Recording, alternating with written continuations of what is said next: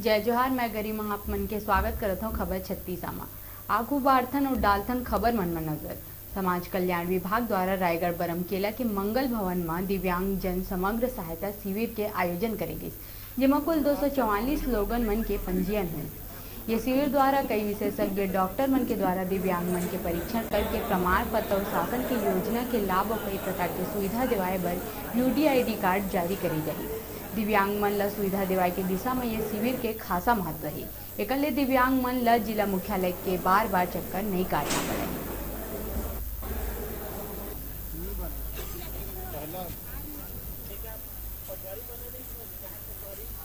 समाज कल्याण विभाग द्वारा दिव्यांगजन समग्र सहायता शिविर का आयोजन किया गया, जिसमें समस्त विभाग के विशेषज्ञ डॉक्टर उपस्थित हुए हैं तथा आवश्यकता अनुसार लोगों के बैसाखी, श्रवण यंत्र, ट्राईसाइकिल का वितरण एवं प्रमाण पत्र बनाकर दिया जाएगा। केला विकास खंड में शासन की तरफ से विकलांग शिविर का आयोजन किया गया, जिसमें काफ़ी हितग्राही लोग यहाँ आकर अपना जांच करवाए और जो विकलांग की श्रेणी में आते हैं उनको विकलांग प्रमाण पत्र जारी किया गया।